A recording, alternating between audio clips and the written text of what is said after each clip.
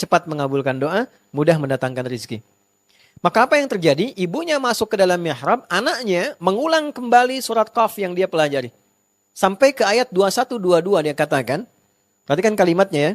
Ini indah sekali nih.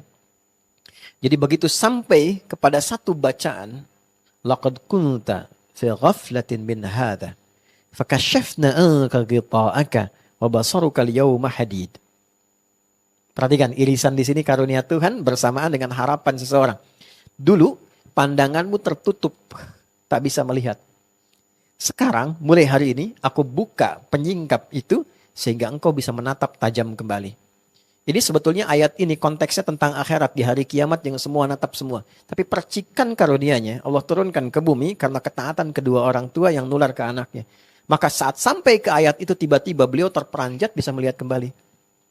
Saking kagetnya lompat dicari Umi, ibunya ketiduran dalam doanya. Ya, setelah selesai sholat, nah ini saya masuk nanti ke babnya, tertidur bermimpilah dengan Nabi Ibrahim bertemu. Kenapa harus Nabi Ibrahim misalnya, bukan Nabi Muhammad atau yang lain? Itu kehendak Allah ya. Tapi salah satu babnya adalah karena nama yang melekat pada Al-Bukhari itu ada bagian Ibrahim di dalamnya. Dalam bahasa agama disebut tafaul namanya. Tafaul itu melekatkan sebuah nama untuk mendapatkan percikan kebaikannya. Maka terjagalah dengan nama itu. Di situ muncul kaidah nama adalah doa. Ya, nama beliau Muhammad bin Ismail bin Ibrahim bin Al-Mughirah bin Al-Bardizbah.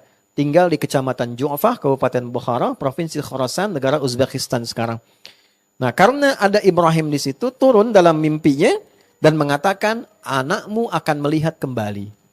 Jadi kagetlah dengan suara anaknya, Umi, langsung kaget bangun. Dia katakan, Ana ra'ait, saya sudah bisa melihat lagi. Kata ibunya, Rubbama ra'aitu biqalbik. Rubbama ra'aita biqalbik. Mungkin ananda melihat dengan hatimu. Kata Al-Bukhari, kecil, tidakkanlah Umi. Bara'aitu bi'aini. Saya lihat dengan mata saya. Ini Umi baju ini, ada benda ini, benda ini. Keduanya berpelukan. Dari situlah mulai belajar hadis sampai jadi ahli hadis dan menuliskan Al-Bukhari 16 tahun. Sebagian ditulis di Mekah di Masjidil Haram dan diakhiri di Masjid Nabawi dan mengatakan ini hujah bekal pertemuanku dengan Nabi SAW. Jadi ini pelajaran besar, kan rindu sama Nabi ya? Pengen ketemu Nabi kan? Ditanya balik tuh melalui kisah ini. Kalau pengen ketemu Nabi, apa yang dibawa sebagai kebanggaan ketika bertemu Rasulullah? Al-Bukhari itu membawa karya ini sebagai hujah supaya nanti ketemu Nabi punya sesuatu. Gitu. Nah, di antara bagian pembahasan ini,